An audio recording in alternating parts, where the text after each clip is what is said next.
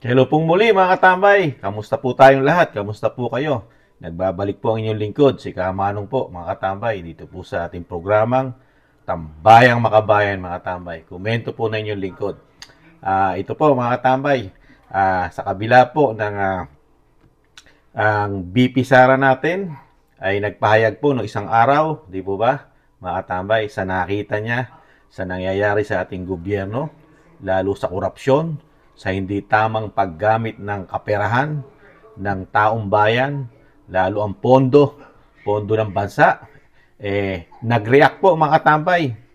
Nasaktan po ang mga buhaya di umano. Ang mga buhaya di umano nasaktan, at ang mga bagong ka-unit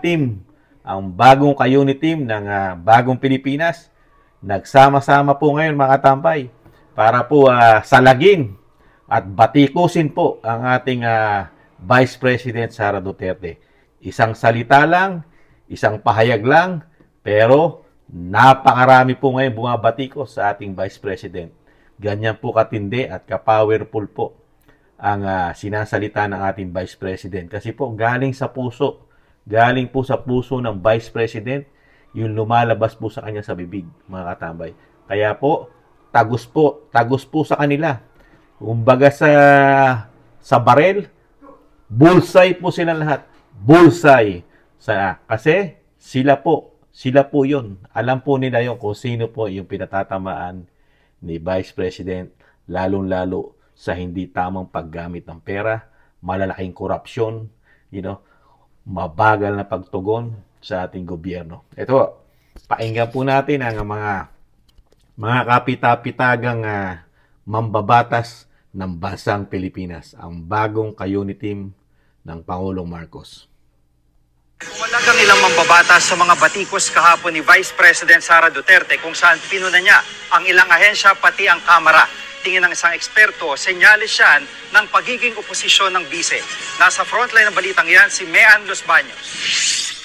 Hindi nagustuhan ng ilang mambabatas ang open letter na inilabas ni Vice President Sara Duterte kahapon, kung saan isa-isa niyang binatikos ang ilang ahensya at mga mambabatas. Kaugnay sa napabayaan umanong estado ng kalusugan, seguridad at patuloy na kahirapan sa bansa. Kung si Senator J.V. Ejercito ang tatanungin, mas lalo raw pinakita nito ang matinding lamat sa relasyon ni Pangulong Bongbong Marcos at VP Sara. Bagamat naniniwala siyang constructive o para sa ikabubuti ang layunin ng litanya ni Duterte, hindi pa rin daw maganda sa imahe ng Pilipinas sa international community na magkaaway ang Pangulo at Vice Presidente.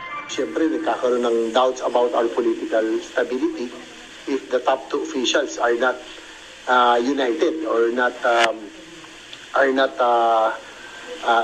don't have a very good working relationship. Matipid naman ang komento ni Senate Minority Leader Coco Pimentel sa issue. Tingin niya, nagkontrasora na lang daw sana si VP Sara. Tila nagpanting naman ang tenga ng ilang ding mambabatas sa Kamara nang sabihin ng Vice Presidente sa sulat niya na deserve daw ng mga Pilipino ng maayos na gobyerno. Banat tuloy ni Manila Representative Joel Cua, magaling lang daw sa matatamis na salita si VP Sara. Pero kapag tanungin sa mahalagang issue, puro lang daw drama. Tinawag din niyang komedyante ang bise na panay selfie raw at feeling artista. Pero wala raw resibo ng aktwal na nagawa at kung ano ang ginawa niya sa kanyang budget mula noong 2022 hanggang 2024. Para naman kay UST Political Science Professor Froilan Calilong, malinaw na puposisyon na si VP Sara bilang oposisyon ng Administrasyong Marcos. Political strategy rin daw ito ni VP Sara. She really is trying to position herself as the voice of the opposition, advocating for systemic reform. I think this also serves to challenge yung legitimacy and effectiveness of the current leadership. Para naman sa kilalaring oposisyon ng Makabayan Bloc, hindi raw nila kailangan si VP Sara sa hanay nila. Bagamat sang-ayon sila na deserve ng mga Pilipino ang mas maayos sa pamamalakad ng gobyerno, hindi naman daw kailangan na Duterte o Marcos lang ang iluluklok sa pwesto dahil pwede rin itong manggaling sa masa. Wala pang bagong tugon ang Malacanang sa mga batikos ni VP Sara. Pero sa isang event kanina ni Pangulong Marcos, may binanggit siya tungkol sa mga buwabatikos. If we are spending our time, our resources, and our energy with opposing one another for political means, then we have very little time, resources, and energy left for transforming our country into a better place. Nagbabalita mula sa frontline, may Mga tambay, narinig po natin ang mga nasaktan, mga natutulog mga tambay na kampante po sila sa bagong Pilipinas sa loob lamang ng 2 taon. Ngayon po, isang salita lang po ng Vice President doon sa sinasabi niya nga dapat nga po maging yung dapat na buhay ng Pilipino ay maging kampante tayo, di po ba? Para po yung ating pamumuhay araw-araw, maluwag na maluwag tayo. Pag bumili tayo sa pamilihan, di ba? Makakabili tayo ng murang bilihin, murang gulay, murang karne, murang bigas. Pero, hindi po natin nararanasan yan. Di ba? Dahil sa napakalaki pong, paggastos, una-una, korupsyon, hindi maipaliwanag, natatangay ng mga baha, ang mga proyekto, mga katambay. At isa pa, mga katambay, yung pamumulitika raw, di umano. Katulad po ni Senator J.B. Ejercito, mga katambay. Ano po ang kanyang pinag-aalala? Dahil nagkakaroon daw po na hindi na magandang, samahan at iringan. Nagkakaroon na iringan ang Pangulo at ang Vice President, mga katambay. At inaalala niya pa yung mga international community na hindi raw magandang tingnan sa ating bansa, mga katambay. Ano po ba ang magandang tingnan, Mr. Senator? Yung may issue po ang ating Pangulo na droga, addicted, nagkukokaine, na wala kayong ginagalaw, wala kayong kinikilos. Kampante po kayo, mga senador, dyan po. 24 po kayo senador. Wala na po oposisyon sa inyo, mga katambay. Buti pa ang ating Vice President, nagiging oposisyon dahil nakikita niya kapalpakan magmula po sa ahensya nyo doon sa konstitusyon nyo sa Senado at lalo-lalo sa konstitusyon ng Kamara. Kitang-kita ni Vice President ang napakalaking problema ng bansa. Lalo nga sinasabi ni Kamanong, komento ni Kamanong, sa kaperahan, sa pondo ng bayan na hindi nagagamit ng tama para solusyonan ang sinasabi ni Vice President, di ba? Ano ba ang kailangan solusyonan, di ba? Una-una kahirapan, di ba? Yung kagutuman, di ba? Pag mahirap tayo, maraming nagugutom na mga Pilipino, di po ba? Kawalan ng trabaho, di ba? Kawalan ng trabaho dahil wala tayong maibigay na proyekto, trabaho sa ating bansa, di po ba? Wala naman tayong pandemic, bakit gano'n? Kung kailan tayo pandemic-free na ang bansa, bakit tayo ngayon naghihikaos ang ating bansa? Hindi tayo makapag-produce. Hindi tayo makapagpapasok ng maraming investor. Bakit kaya? Tanong ni Kamanong, bakit po kaya? Hirap na hirap. At hindi na nababanggit ng Pangulong Marcos din yan, mga katambay. Yung kanyang mga biyahe, na isang damukal na daw ang pumasok, na investment sa ating bansa at magbibigay ng trabaho. Kaya nakakagulat lang po kay Senator JB at kay Senator Coco Pimentel, mga katambay.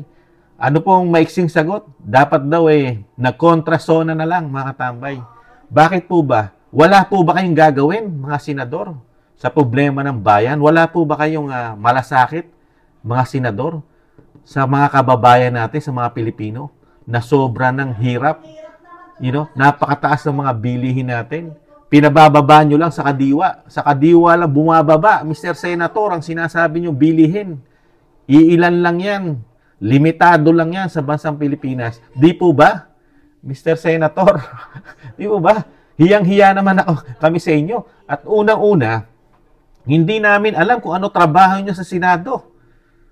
Ano po ba trabaho nyo sa Senado? Magbutas lang ng bangko. Magdadalawang taon na ang kahirapan, wala kayong masolusyon.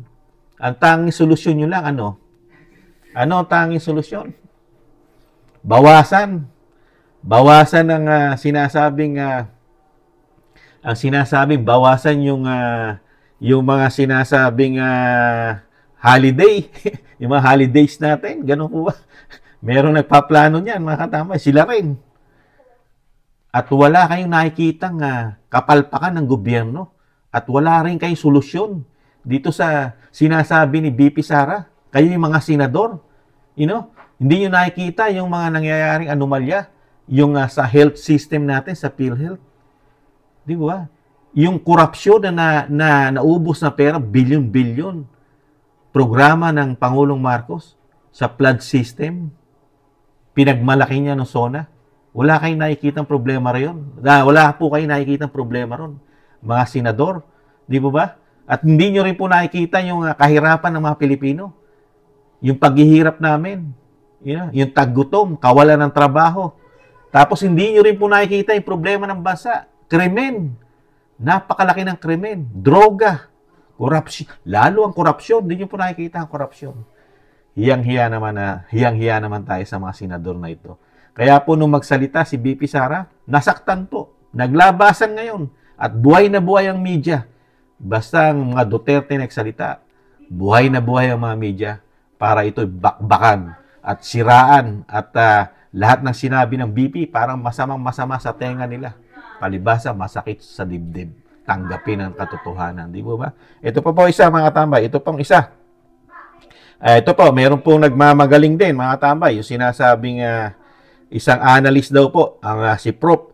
Poylan Kalilong. Ito po ay political science.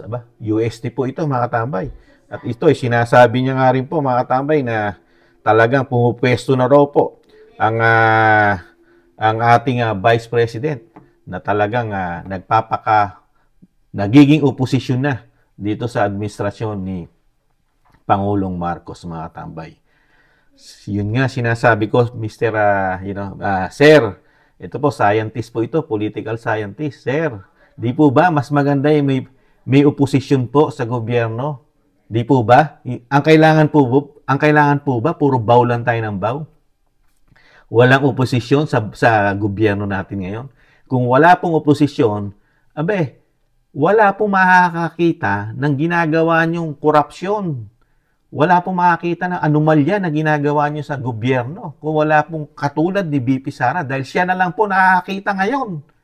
Mr. Analyst, Sir Froilan, Sir Froilan, kung hindi dahil kay BP Sara, kailan ba kayo magsasalita para makitaan nyo ng problema o malaking pagkukulang ng gobyerno natin ngayon?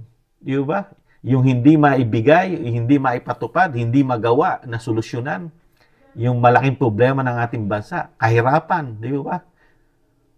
Hindi po nakikita nito ni Sir Froilan ang problema ng bansa. Siguro ito di umano malaki rin ang nakukuha nito.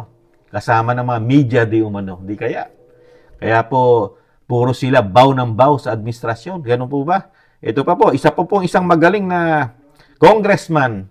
Isa pa pong magaling na congressman. Ito po si Representative Joel Chu, mga tambay ng Manila. Ito po yata yung gusto rin magpa-imbestiga sa budget ng OBP, ng Office of the Vice President, mga tambay. At talaga sinabi niya pa na magaling lang daw ang BP Sara, mga tambay. Magaling lang daw si BP Sara sa matatamis na salita at talinghaga. Pero pag daw tinatanong ng mga detalye, puro tawa lang daw. Iwas, tawa lang daw ang ginagawa nito. Tapos magaling daw sa drama, mga katambay. Laging kulang naman daw ang mga sinasabi o sagot ng BP Sara. At isa pa, hindi nga raw niya maipaliwanag kung saan dinadala ang budget ng Office of the Vice President. Wala siyang maibigay mga detalyado o hinahanapan pa yata ito ng mga resibo, mga tambay. Ang Office of the Vice President dito po sa Representative ng Manila. Nakakahiya naman dito, mga tambay. Dito po sa Congressman Representative, si Congressman Joel Chu. Nakakahiya po. Manila. Yung Manila. Anong klase ang Maynila ngayon? Mula nung hindi na presidente si dating Pangulong Duterte. Nung presidente si dating Pangulong Duterte, less ang krimen dyan, less ang droga. Di po ba? Ngayon, 2 taon pa lang, ano po ang report po ng index lalo po sa buong Southeast Asia, sa index po, number 1 po ang syudad nito ni Congressman Chu. Number 1 po sa krimen ang City of Manila. Sumasama po sa top 5 ang Quezon City. Ito pong syudad niya, number 1 sa krimen at number 1 din po sa buong Pilipinas sa pinakamaraming droga at adik sa ating bansa, mga tambay. Hiyang-hiya naman tayo dito. Ikumpara mo sa Davao City na pinakamalaki pa. Malaki pa sa buong NCR yata ang Davao City kung hindi nagkakamali si Kamano. Baka malaki pa sa NCR. Maynila, napakalit ng Maynila. Ikumpara mo sa Davao City. Less ang crime, less ang droga. Tapos sasabihin mo walang kwentang leader ang isang vice president. Hiyang-hiya naman tayo dito kay Congressman Joel Chu. Joel Chua o Chu. Di po ba? Binoto ng mahigit 32 million ang Vice President. Ilan lang po ba boto nyo at nagtiwala sa inyo? Baka yan binili nyo pa. Di yung boto nyo. Ikumpara dito sa Vice President na buong Pilipinas ang nagtiwala para lang kutsain nyo. At hiyang-hiya naman ako sa inyo, Congressman. Ano po ba nangyayari sa konstitusyon nyo? Ibalik tanaw lang natin yung natuklasan ni SAS sa ni dating Pangulong Duterte na hindi po kayo pwedeng hingan ng resibo. At hindi po kayo pwedeng i-audit ng COA. At hindi po alam ng taong bayan kung paano nyo po ginagasta ang inyong pondo taon-taon. At kilalaki po ng natuklasan na extraordinary nyo po, mga congressman, lalo po sa opisina ng speaker at travel fund, di umano. At yan po ay hindi po kayo pwedeng i-audit ng COA dahil meron po kayo special na batas para sa inyo. Kayo ng Senado. Hiyang-hiya naman kami sa inyo para kalkalin nyo at usigin o tanungin ang budget ng Office of the Vice President. Tinatanong nyo kung saan napupunta. Hiyang-hiya naman kami sa inyo. Kayo po, isang opisina lang ang hinahawakan nyo, Congressman ng Maynila. Hindi nyo pa maibigay sa amin ang inyong ginagastos sa inyong pondo. Hindi nyo pa maibigay sa Pilipino kung saan nyo dinadala ang budget nyo. Samantalang ang Vice President, ilan ang Vice President offices ng Vice President sa Pilipinas. Nilagyan po niya Luzon, Visayas, Mindanao. Kasama ka na ron, Maynila. Congressman, lahat po ay nagpapangsyon. Lahat po merong suporta, tulong na binibigay sa taong bayan. Di po ba?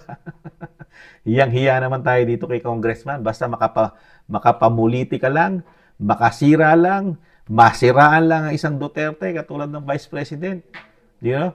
Wala nang kahihiyan sa katawan. Di umano itong Congressman ito, mga taba. Hiyang-hiya naman tayo sa kanila. Kasi masakit Masakit masabihan ka na isang Vice President na itong mga politiko na ito ay nakita niya ang trabaho po para magparami siguro, di umano, magparami ng kwarta at punuin yung mga kanilang mga kahadero o mga vault kung saan man nakalagay yan. Kung sa ilalim ng lupa nakalagay yan, mga tambay.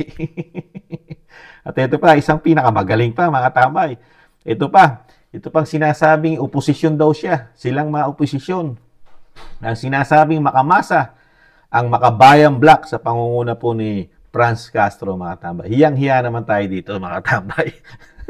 Binabatikos din ang Vice President Sara Duterte, mga tambay.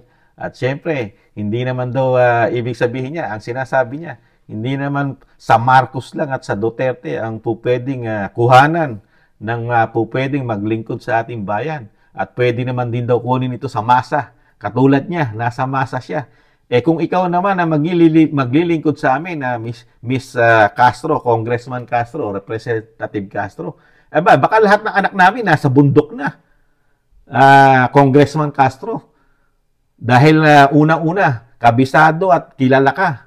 Kilala ka ni Vice President Sara Duterte. Kaya nga takot na takot kayo maging presidente ang mga Duterte, di po ba? Congressman Castro, dahil nung panahon ni Pangulong Duterte. Ang laki ng nabalda sa inyo, di po ba? Sa sinusuportahan nyo di umano na makakaliwang grupo yata, mga katambay. Matindi po ang suporta nito at matindi po ang batikos nito pagka meron pong nagbabalik loob at namamatay ng mga NPA na lumalaban sa ating kapulisan at kasundaluhan. Itong mga congressman ito. Ito po'y pasweldohin natin ito, mga tambay. Pero iba po ang layunin nito. Pabagsakin po ang bansa, pabagsakin ang gobyerno. Pero sa gobyerno po ito, gobyerno po ang nagpapalamon dito, mga tambay. Pinalalamon po ito, buong lahi nito. Kinukuha po ang pera ng taxpayer, pera ng Pilipino.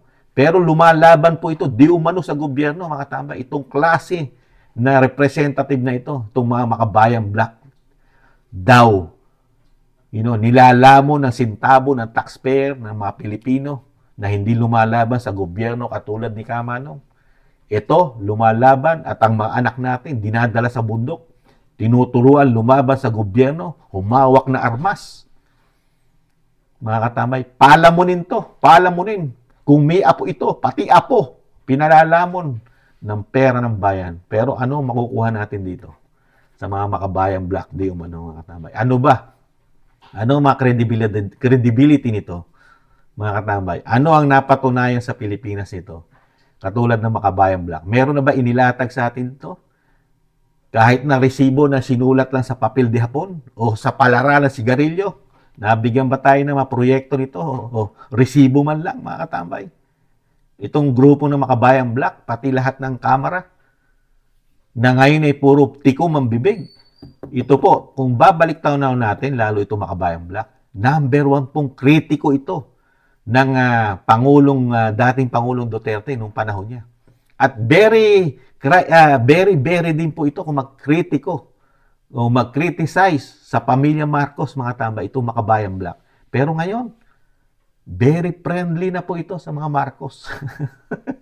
Bakit kaya, mga tambay? Hindi kaya napakaraming busa lang na ibagay dito, mga tambay? Kaya sasabihin natin, makamasa. Makamasa pa ba ang mga makabayang black, mga tambay? Ano po sa tingin nyo? Makamasa pa ba ang makabayang black ngayon, mga tambay? Kigaganda na po ng sasakyan yan. Kigaganda na ng bahay. Sabi nga ni dating Pangulong Duterte, nung araw nasa bundok lang sila. Sa karsada, nagwewelga. Nagtataksi lang, nag-jeep. Nagtatricycle. Pero ngayon po, magaganda na ang mga sasakyan nila. Lahat ng mga congressman natin na nung mag-umpisa, iisa lang daw ang bahay, luma pa. Pati yung iba, wala pa sasakyan, nagtataksi. Pero nung unang taon pa lang daw nito mga congressman, kasama ang makabayang black, nakabili na ng bagong sasakyan. Nakabili na ng bahay, kondo. Pangalawang taon, pangatlong taon, mga katamay. May mga investment na. Nakakabili pa raw di umano ng mga bahay sa ibang bansa.